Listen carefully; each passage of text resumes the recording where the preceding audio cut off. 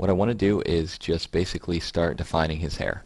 I'm going to darken this value again by going back to my multiply layer, or the layer underneath my multiply layer, and I want to pick a less saturated value that's pretty dark and just start to paint it darker, just darkening it in. I've got some colors on top of it so I can't get too dark, but I'm going to have just the darker values thrown in there.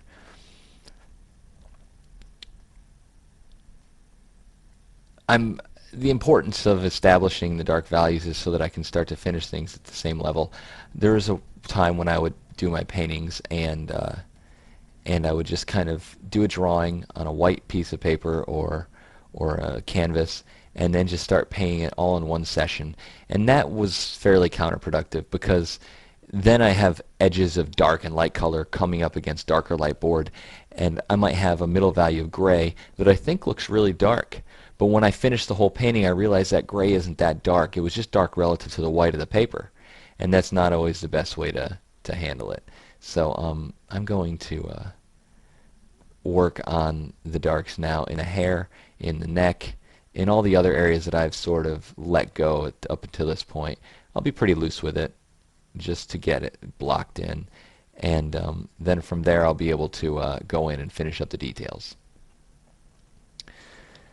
So I've decided to start doing these podcasts as a way to force myself to paint, to draw more, to just be to get myself out there, and I'm hoping that everyone likes it.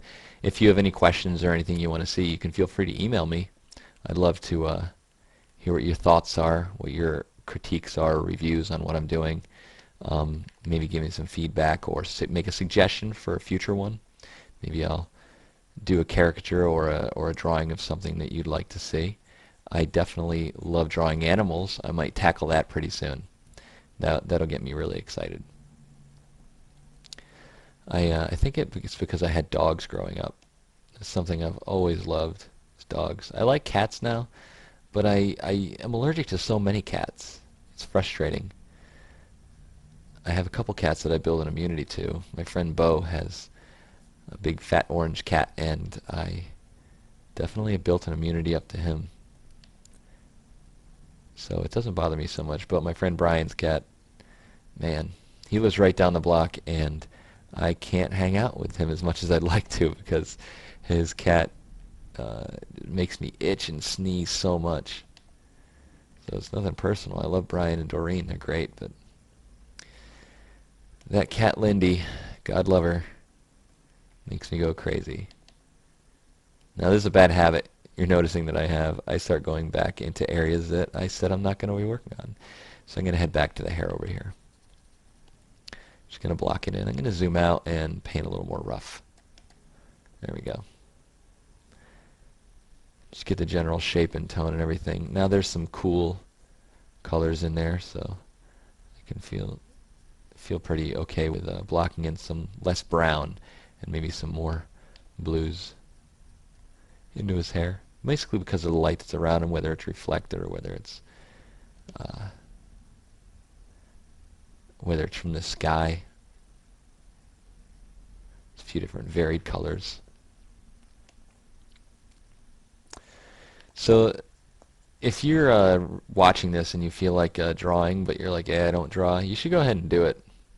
It's fun. There's you don't have to really be good at it to try it.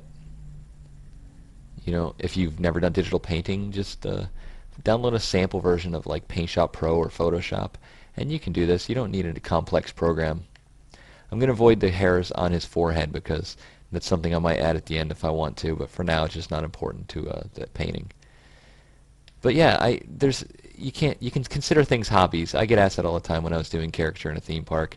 So is this just your hobby? And sometimes you want to lash out and say, oh yeah, that's a stupid question. Is this my hobby? Why would I spend 12 hours a day in a theme park and 8 hours a day drawing people that I've never met before as a hobby when I could be doing anything?